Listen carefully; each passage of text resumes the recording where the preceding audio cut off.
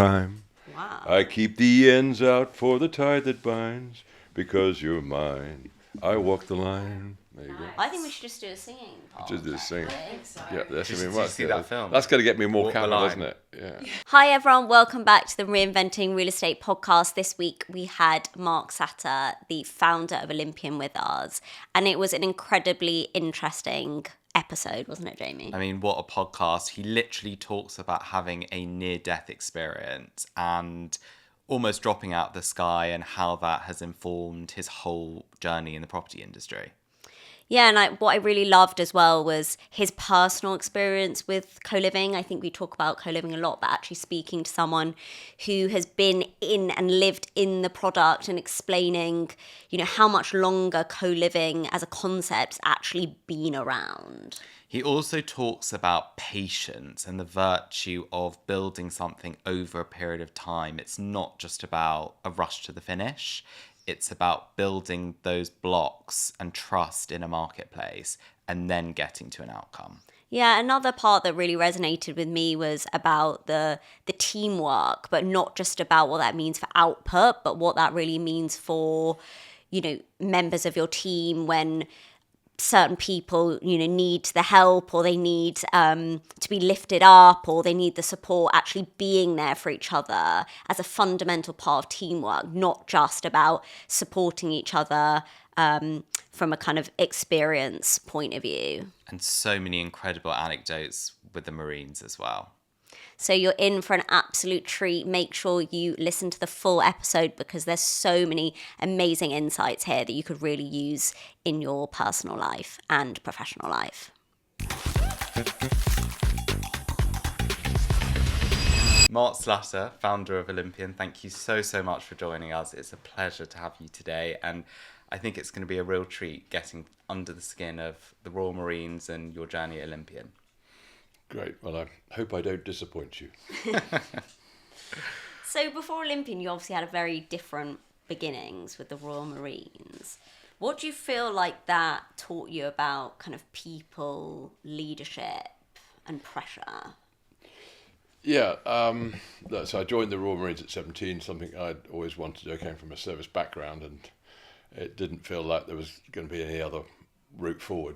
My father was in the services, both grandfathers fought in the war. So what do the Royal Marines teach you? The Royal Marines training is very much, you get trained at the same place as the guys. It's very different to the Army, the Navy and the RAF.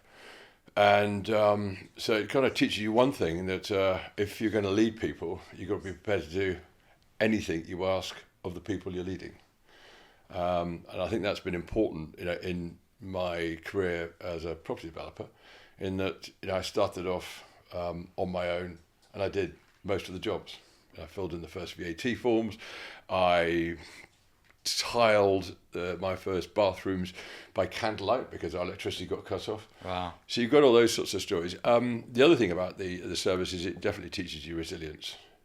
It teaches you that you've got to keep going and you can do a lot more than you think you can when your body says stop.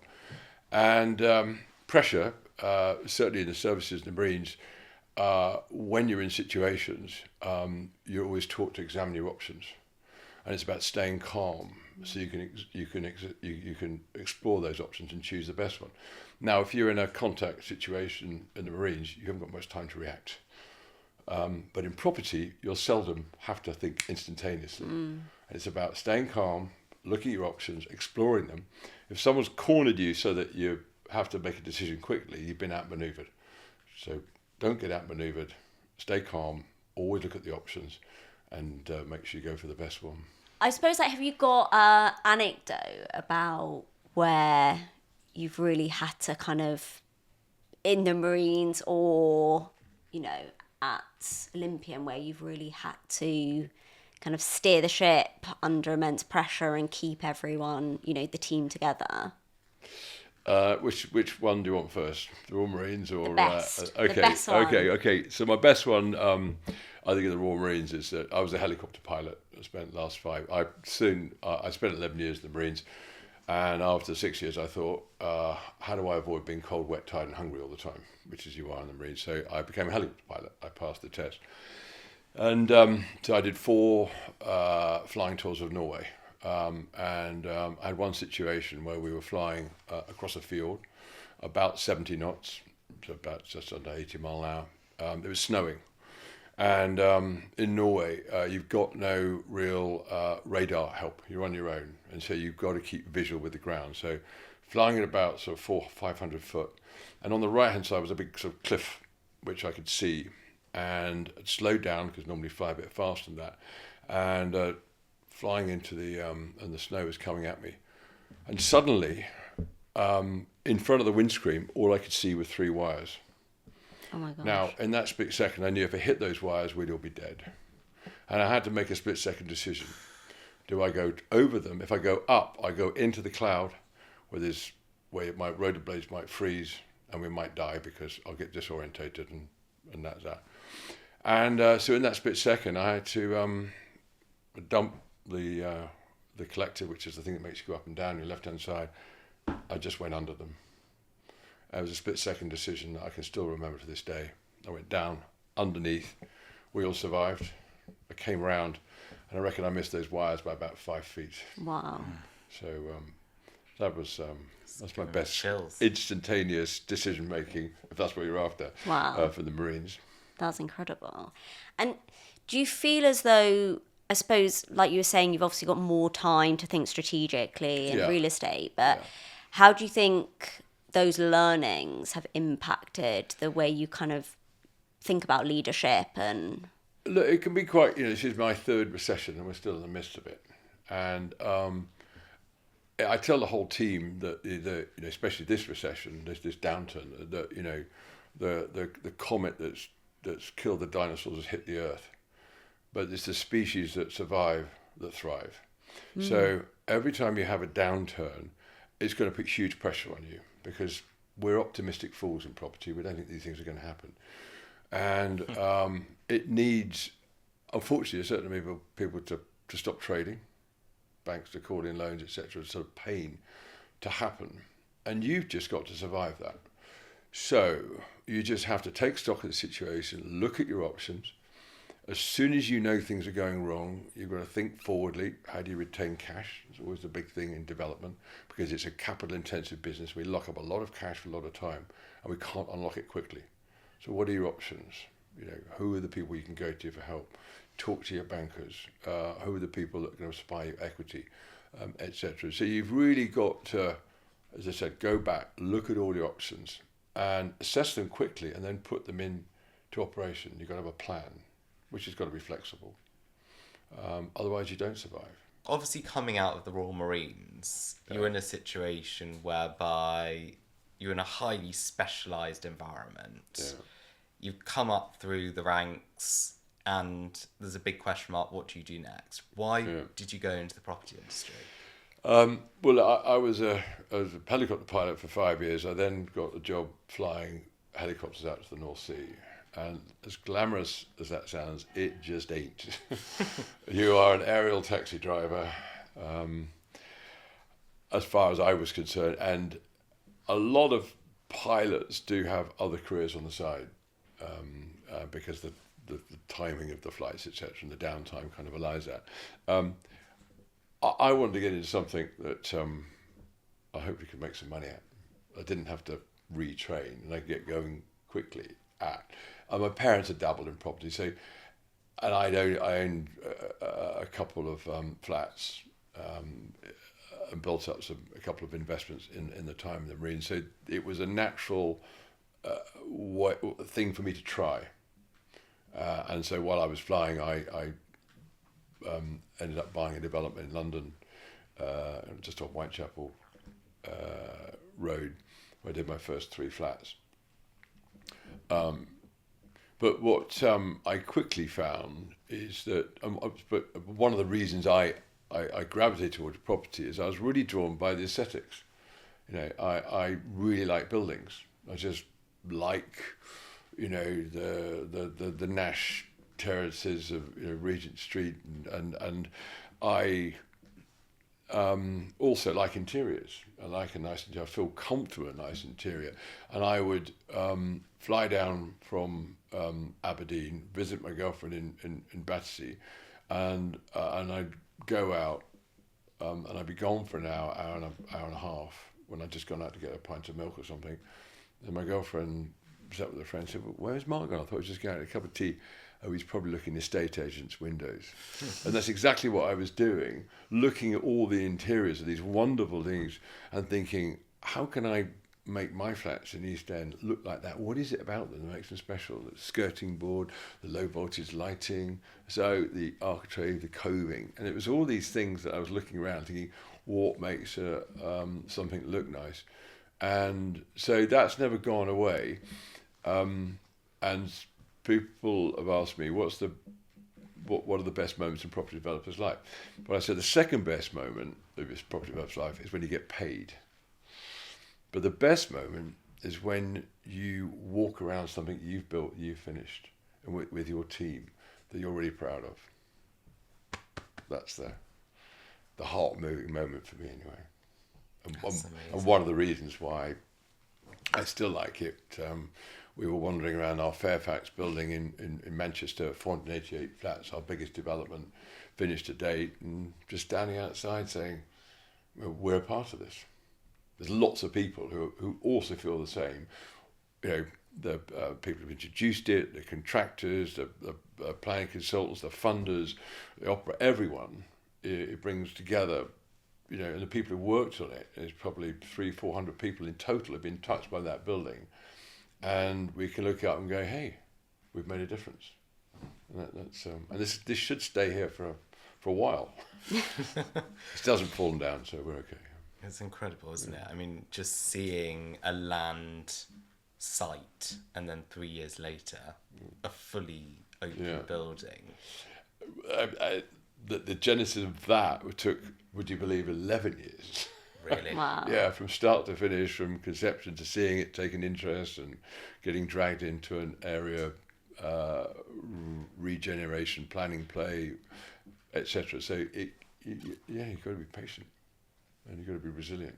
Mark, obviously sort of going back to the services and the Royal Marines, but then sort of parlaying it into Olympian, you know, in high-performing teams, you obviously don't want to let people down. And I think, you know, what we discussed previously was how that has informed what you do on a day-to-day basis at Olympian. So it would be great to hear more about that. Look, we'll probably, you know, eventually leave the services metaphors, but I think this is an important one. There's a great book by a chap called Ellis called The Sharp End of War, and it's about why the guys in the trenches were able to keep going under such adversity. And everyone thinks in the First and Second World War, especially the First World War, was all about king and country. But when they talked to the guys, it wasn't. The guys suffered because they didn't want to let their mates down. And I think that, you know, Olympian, we have a very tight team, and you want everyone to pick up where people make mistakes, they're unwell, they have family bereavements, problems in their personal lives, etc. And you need people to work as a team, not letting anyone else down, and then people backfilling for those that are going through a tough time. So I think we've tried to create that atmosphere at Olympian. You know, we're a small, tight, hopefully high-performing team, and it's you know, and it's that desire not to let your mates down, which is really important in the services, and I think we've carried that hopefully to a reasonable extent in Olympian. I think if you can harness that in an environment where, you know, everyone's relying on each other and there's this feeling of moving forward as a group, that's ultimately what you want in any business, isn't it? Yeah, I mean, every year we try and assess what we're doing and what our goals are and how we've done, and you know, especially in this current environment, you know, or, you know, that resilience to you know, expect that eventually things will turn your way. It feels at the moment like we're swimming against the tide, but eventually the tide will turn. But you've just got to keep swimming. You've heard it here first, everyone. Keep going. Yeah. And I suppose every founder in terms of the team, can be known for certain kind of key phrases, or like mantras that they live by. Yeah. What would your team say is one that you live by? Well, they're going to wince when they hear these because they've heard them so many times. But so the first one is that I kind of related to planning really, but it's in all aspects of the business that every no is a deferred yes. Now I've got to put a health warning on this. This is not going to help your marriage.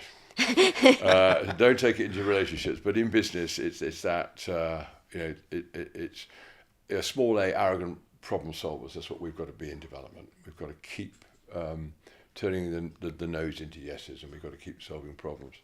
So that's the first one. The second one, we work with a lot of institutional capital, and it's been the aim of Olympian over the last 20 years to sort of ensure that we gravitate to being institutionally acceptable, which I think we're getting there. So the big one there is that accuracy and consistency equals credibility and trust. If you're accurate and consistent in an industry that's not always noted for its accuracy or consistency, I think that's helped us create strong relationships, trusting relationships with groups that accept us as credible counterparties. We were reading something today, weren't we, about how, with the emergence of AI and information data that's readily available, trust and that kind of human connection and relationships is something that becomes ever more important and like a key principle, I think, in real estate. Yeah, that sort of brings me on to my last sort of one that we use all the time in our supply chain, is that we're looking for two things, and that's from people that we deal with, whether it be funders, whether it be contractors, professionals, and that's competency and fairness. So if you're dealing with people, both up and down the value chain that you sit in, are they competent and are they fair? And the pricing should be competent, and when you hit the bump in the road, they should be fair. And when you are working with people where you've hit a few problems and you've dealt with it fairly and competently, that builds the trust. And that's essential, especially in the current environment. Absolutely, especially during those difficult times, because as you say, when you get to a point with a contractor or, in our case with a client, and there might be a difficult conversation to have, it's those collaborative chats and solutions from both sides that often form that bond that lasts for much, much longer period of time. Yeah, no, I totally agree with that. We put formal legal documents in place, but there'll always be a what-if scenario or a slight misunderstanding or a mistake, and then you've got to deal with it. And that is the pivot point in a relationship, how you deal with that. So I think something that, a lot of people are very, very aware of and often comes up in our industry is just around how you create culture within your organisation. And we have talked about it a bit with sort of high-performing teams, but when you are looking at hiring new people and bringing in sort of new personalities, new skill sets within the business, how are you doing that? What do you look for, and how do you sort of go about that sort of dialogue and conversation? Yeah, look, I've not spent, apart from in the Marines, I've never been in a large corporation. So I was asked about 9 years ago, what's the culture of Olympian? And I thought, what a daft question that is. Culture is classical music, it's ballet, it's Shakespeare. What do you mean culture? What's corporate culture? So, well, what does Olympian stand for? I said, well, first of all, it's got to make money. And I thought that would be the wrong answer. I said, is that the wrong answer? The chap said, well, no. I said, well, if you don't make money, you can't survive. So you've always got to keep that commerciality about you. Streetwise, you can't overpay and you can't undersell. So the second thing, I generally want people who work with me to lead a happy, balanced, enjoyable working life. And that normally means a form of work hard, play hard. But that is important. So people's welfare is important to me. A couple of things happen in my sort of personal life. which just brought home the importance of people, and the knocks that life can take out of you, and also if your working environment is an unpleasant one, how that affects your whole life, and how that'll affect your productivity. So that's the second one. And then the third one is to give back. We try and give between 5 and 10% of our profits when we're making them back to charity, mainly Forces charity, but everyone's encouraged to put forward their charities, and we support them. So there's a culture of, you get an extra day's paid leave if you're going to go off and either visit your charity or do a marathon or a triathlon or something for them. So I think those are the three tenets of what we do. And I haven't forgotten the second part of the question. So when we recruit, we find it kind of hard to assess ability or how people are going to perform, what their output is going to be. Just from a CV, you get an idea of it, and we try and do a number of interviews, 5 or 6, to put people in different environments. But we're really kind of checking whether there's likely to be a cultural fit. It's that cultural fit we can work with, and we quite find often that people, when you get people in a business, you're trying to find out what they're good at and what they enjoy doing. Because if they can find something they're good at, they enjoy doing within the business, and they don't really have a job, they're just part of hopefully a high-performing team. So that's the kind of what we do. We had a number of people who've come in thinking they're going to be a certain role and morphed into another, which has been quite gratifying to watch that. So that's what we're looking for when we recruit. And you can't get it right. Some people just go, well, this isn't quite what I thought it would be. But I think by and large, especially with James Lindridge, who deals with all the recruiting side of Olympian, we've built a good team with a good cultural fit. I agree. I mean, even meeting some of your team and interacting with them, I think they're all bright, enthusiastic, ambitious, wanting to sort of lead the charge. So it's quite exciting from our point of view. Was that in the pub or in the office? No comment, Mark. Okay. If we now want to come on to co-living, obviously it's seen as a living product, but obviously it's much more than that in terms of, the experience, the environment, the community.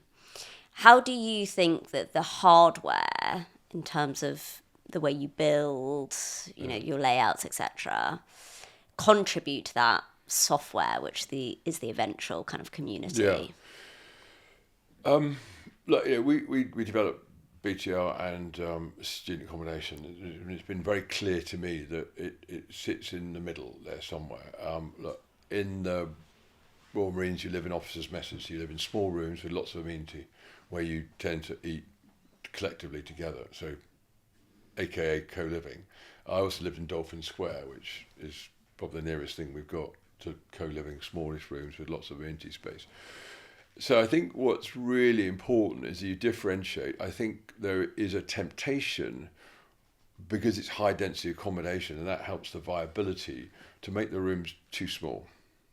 If you're sort of everything's at 16, 18 and a half square meters, I think it's just too small.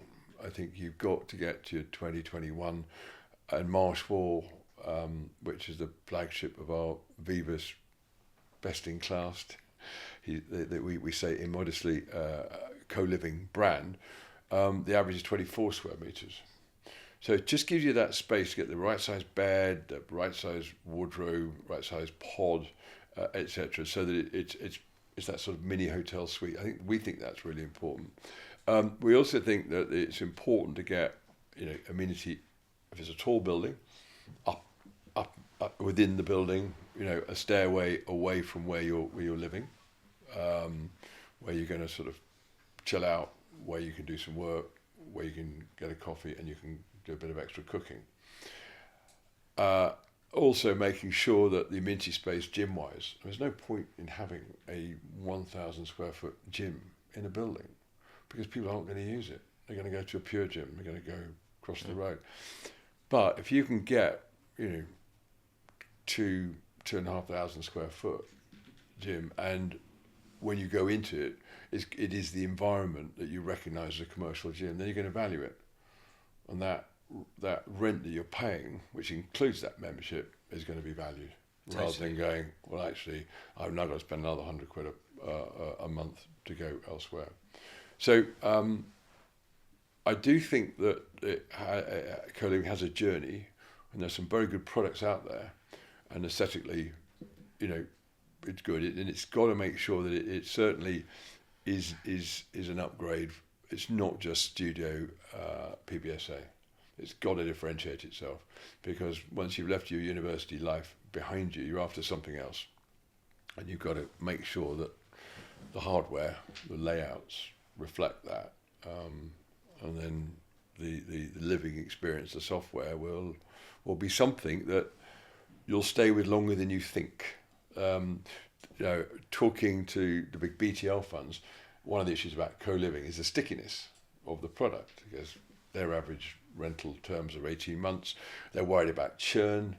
But if you look at statistics now, that stickiness is on a par with BTR, which I think bodes well for more capital coming into the sector. Yeah, I couldn't agree more. And I think it's incredibly interesting that you have actually had that experience of being in, living in a kind of community-driven, communal, but where your studios are more like micro apartments. Because that is often the disconnect that you do see when you're speaking to investors, that, they grew up in an environment which was incredibly detached from the environment that, the generation are coming through now, whereby, it's inconceivable to own an apartment. And in order to be in a great location, they need to be willing to perhaps compromise on space in order to be there, but also the lean into community, because it doesn't exist in the same way as it used to. Obviously, everyone's behind devices, etc. So I think it's an incredible advantage when you're, I assume, speaking to capital, that you've experienced it, albeit packaged up quite differently, and can really speak to it. It was really interesting, because when we started this journey and started looking at co-living, a lot of the team in their late 20s and their 30s thought, co-living, not interested in that. And then when they actually saw the product, they went, wow, if this had been in this area, I would have lived there. And the other thing that I think you touched upon then, and we see that co-living is an affordable alternative to a one-bedroom flat. Now, most schemes don't have many studios. The minimum size is 37 square metres anyway. The planners have never really liked them. So you've got the one-bedroom flat, you've got the two-bedroom flats. And when you comp against a one-bedroom flat in a certain area like Canary Wharf, we're about 20-25% cheaper. And it brings a whole swathe of people. It makes it affordable for a whole swathe of people. And I think that's one of the... It's always going to be transitory. I lived in Dolphin Square for about 6-7 years, and when I got married and had a baby, it wasn't the place to, have it. Then you naturally move out. And I think that that co-living will actually provide accommodation for a much bigger market than some of the planners and councillors really are allowing for at the moment. I couldn't agree more. I think we both agree, and I think actually what's really interesting about what you're saying about Dolphin Square is that a lot of people think co-living is new, but the reality is the term co-living is new, but the reality of people living in high-density studio-led environments is not new, and it actually goes back a long period of time. So I mean, look, when we were based near Exeter, and we used to go to Exeter for our nights out, our runs ashore, we used to call them. You'd find that nurses were living in nursing homes, and they were living in co-living. They had small, units. They were there to do a high intensity job, and there's a lot of camaraderie between them. And they would have nursing homes with shared facilities, etc. It was a very natural fit, Royal Marines officers and nurses, and a lot of my friends ended up marrying them. That's another story. But it's a very valid point. There's probably a lot more co-living when you start to look around that was going on underneath our noses. Yeah, probably still is to this day. Yeah. But I suppose taking a step back, a lot of the podcast listeners that we have are people that sort of are starting up in their career. They're looking at founders and leaders in the industry like yourselves. What advice would you give to them, given they're at the start of their career, they might be thinking about what they're going to do next? Any lessons that you've learned throughout the journey? Well, that you apart want to from impart? don't be an entrepreneur. Yeah. No, look, if it's in you, it's in your blood to have a go, and you've got to be a calculated risk taker to have a go. I think with property, with any business, the overriding characteristic is tenacity. You are entering into a marketplace where there's a lot of competition, and in a league table, I always reckon that the bottom quartile of an industry, life's pretty uncomfortable. You're going bust, cash flow issues, quality of life's poor, and you might go, hey, this is not for me. I'll go back and get a job and join an organisation and work my way up work my way up through it. Third quartile, you can get by, a bit better. Yeah, second quartile, you should have some good trappings and you should be enjoying it. But you're going to be aiming for that top quartile. So that tenacity to get there, and the ambition is all important. The second thing is, this is a marathon. It's not a sprint. I've grown Olympian. It's taken 33 years to get to where we are, and we're just getting started, really. And there have been a lot of, and it feels very tortoise-like, but I'm still enjoying it. I don't know where the 33 years has gone, really. And there are a few hares have gone flashing by in the past, but we all know who wins the race. So be patient. Sometimes it feels like you're tractoring through, especially during the recessions that hit. But once you come through them, there's less competition and there's opportunity. So yeah, be patient. Rome isn't built in a day. Solid businesses are definitely not built quickly. And stick with it if you're crazy enough to enjoy it. That's the point, isn't it? I love that point about patience, because I think it's something that can often be misconstrued, especially when you've got people talking, I think, about their journey once they've achieved it all. So you're reading kind of autobiographies and you're listening to podcasts, and one forgets, and I think it's challenging for the generation coming through that these businesses were built over an immense amount of time and had incredible highs, but also had incredible lows. And I think the honesty behind the journey is something that's really important, because inevitably then, you have people coming at entrepreneurship with the grit that they need to get through, as opposed to thinking about the destination and not the journey. That's upon a point. There's half of me that lives my life by Christian values and half by Buddhist values, and it's all about the journey. So you've got to enjoy the journey, and you'll take the waypoints along the way. But don't be in a rush to sacrifice everything on the altar of getting to that top quartile on the league table. Take your time. Get a few wealthy backers, do a Wrexham. rather than a Chelsea under Abramovich. Okay, I'm going to upset a lot of Chelsea fans there. But you take your time and try and enjoy the journey, and that way, you won't reach your goal feeling exhausted, having never seen your children at a sports day, and on your third marriage, and or whatever it might be, or never having climbed any mountains or visited any other countries or done any things you want to do. Keep it balanced along the way. I think balance, that watchword, in the culture of Olympian, try and live a balanced, enjoyable life, as ambitious as you are, keep balance along the way, and that's a difficult juggling act. That's a hard one. Yeah, it's a fantastic to be mindful point. of it. Yeah. So if you could reinvent one thing about the real estate industry, what would that be?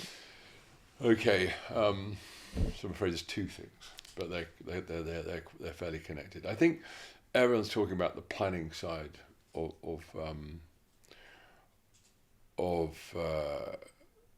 the property industry at the moment in the UK. So I think one of the things I would like to see, I actually did a planning diploma at Leeds just to find out what planning was all about. And it was quite a shock to me to find that planning is just a branch of the law. It's not a branch of architecture. And so a lot of the time when we're looking at planning, we're dealing effectively with lawyers.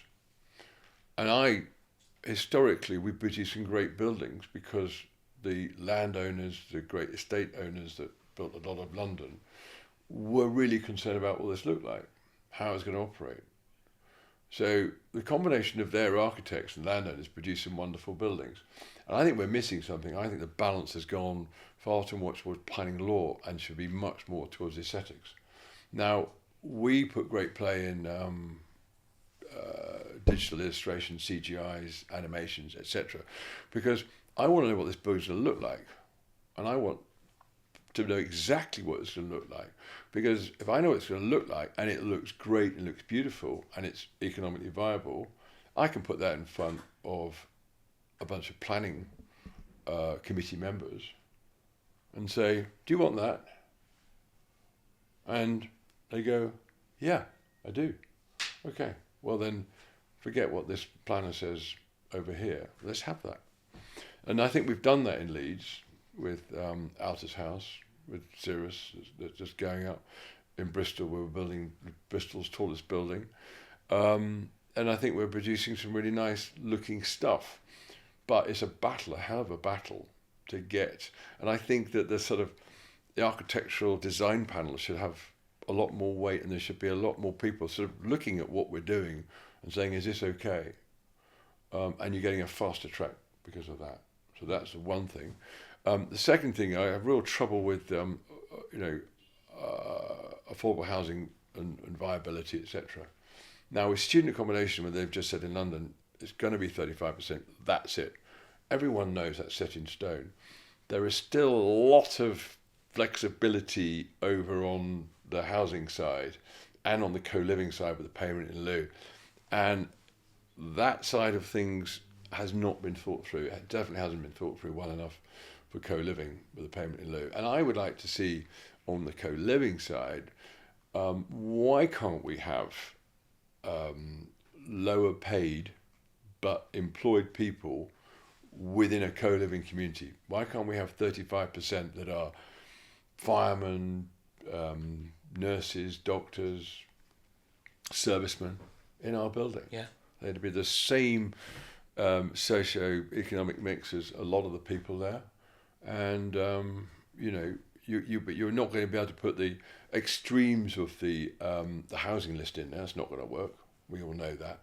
There will be social dislocation, there'll be issues, etc. There's not a place for young infants. That's just it.